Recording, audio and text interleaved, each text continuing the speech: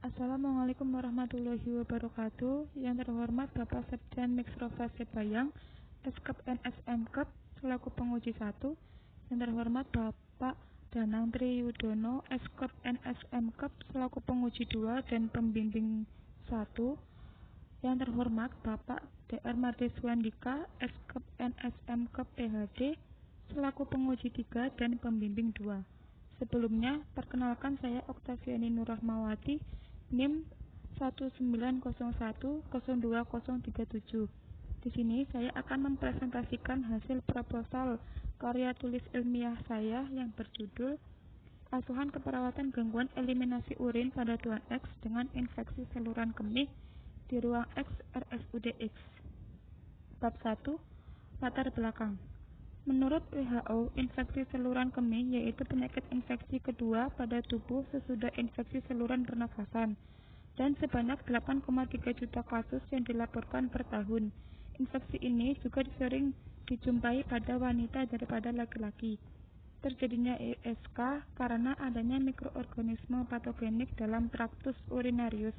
Mikroorganisme ini masuk melalui kontak langsung dari tempat infeksi terdekat, hematogen, limfogen.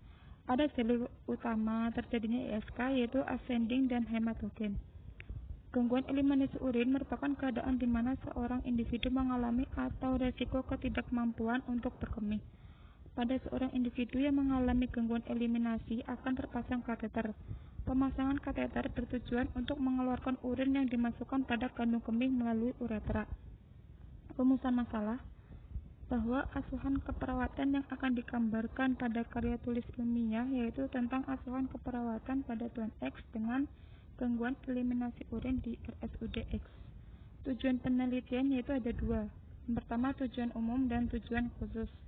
Manfaat penelitian bagi peneliti, bagi perkembangan ilmu keperawatan, bagi masyarakat, dan bagi perawat. Definisi ISK. Infeksi saluran kemih adalah keadaan adanya infeksi yang ditandai dengan pertumbuhan dan perkembangbiakan bakteri dalam saluran kemih meliputi infeksi di parenkim ginjal sampai kandung kemih dengan jumlah bakteriuria yang bermakna. Klasifikasi ISK yang pertama, infeksi saluran kemih bagian bawah atau cystitis.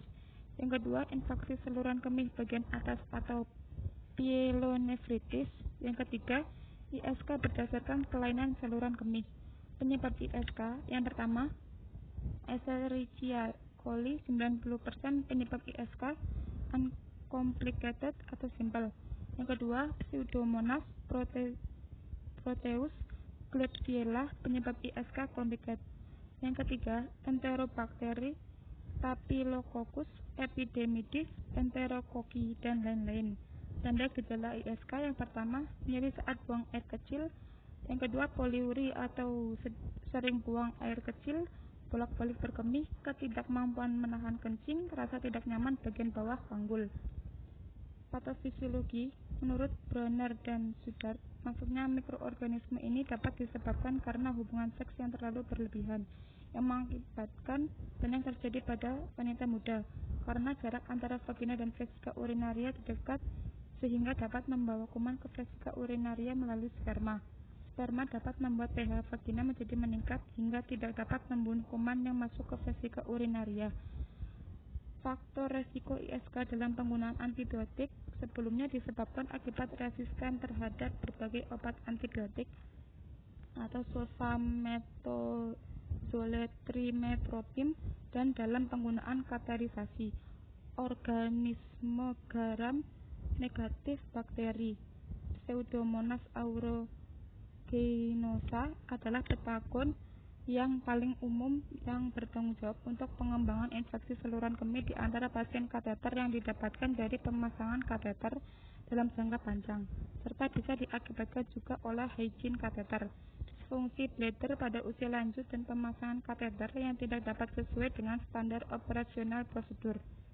Pathway ISK, obstruksi dan gangguan neurogenik mengakibatkan refleks pengaliran tidak lancar, lalu mengakibatkan urin statis di vesika urinari, lalu mengakibatkan penimbunan cairan dan kuman, lalu mengakibatkan aliran balik, lalu mengakibatkan perkembangan kuman, Dapat disimpulkan, infeksi saluran kemih mengakibatkan rasa sakit dan panas pada simplicis dysuria. Lalu disimpulkan nyeri akut. Penimbunan cairan dan kuman mengakibatkan distensi nyeri pinggang yang mengakibatkan mual muntah anoreksia. Lalu dapat disimpulkan keperawatannya kekurangan volume cairan. Respon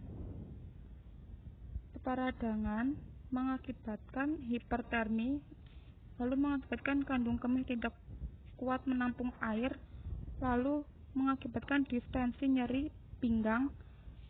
Ditarik kesimpulan, keperawatannya gangguan eliminasi urin. Pemeriksaan ISK, yang pertama urinalisis, kedua bakteriologi yaitu makroskopis, mikroskopis, dan biakan bakteri. Yang ketiga metode tes yaitu tes dipstick, multistrip, dan nitrit. Kedua tes penyakit simplex. Yang ketiga pemeriksaan darah atau hematologi. Yang terakhir pemeriksaan radiologi. Komplikasi ISK.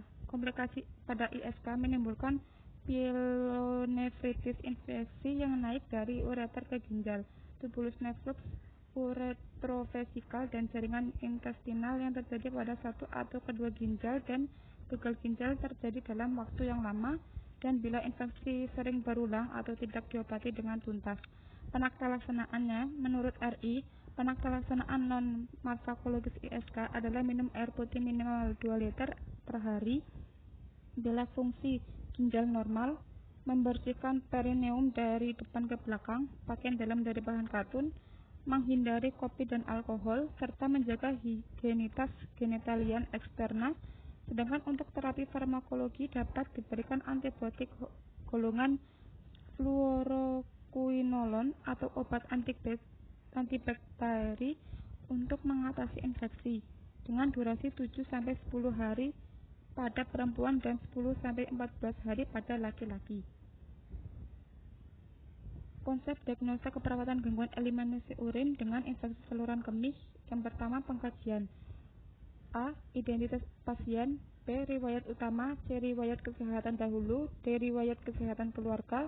E. Riwayat psikososial. F. Pola kebiasaan yang dibagi menjadi pertama frekuensi makan dan minum berkurang karena adanya mual dan muntah.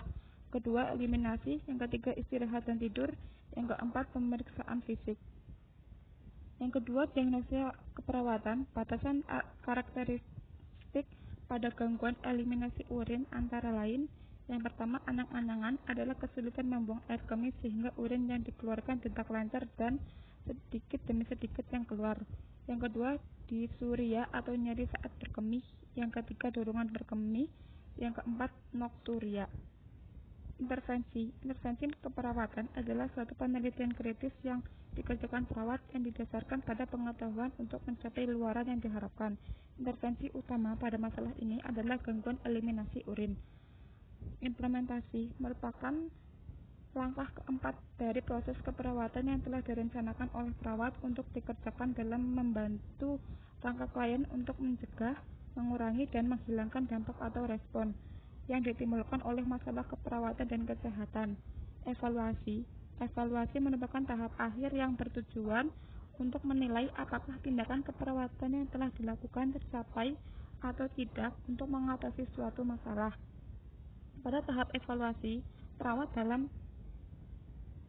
dapat mengetahui seberapa jauh diagnosa keperawatan, rencana tindakan, dan pelaksanaan telah tercapai.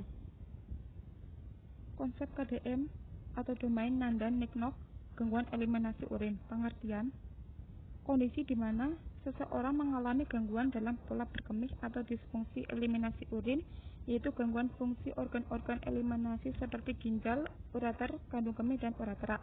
Gangguan eliminasi urin pada infeksi saluran kemih. Faktor-faktor yang mempengaruhi gangguan eliminasi urin. Yang pertama, asupan atau intake. Kedua, stres psikologis. C. Gaya hidup.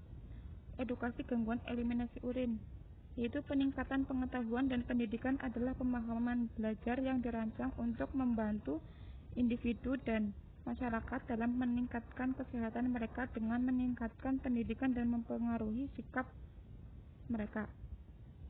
Bab 3. Metodologi penelitian. A. Rancangan studi kasus. B. Subjek studi kasus. C. Fokus studi kasus. D. Definisi operasional. E. Tempat dan waktu.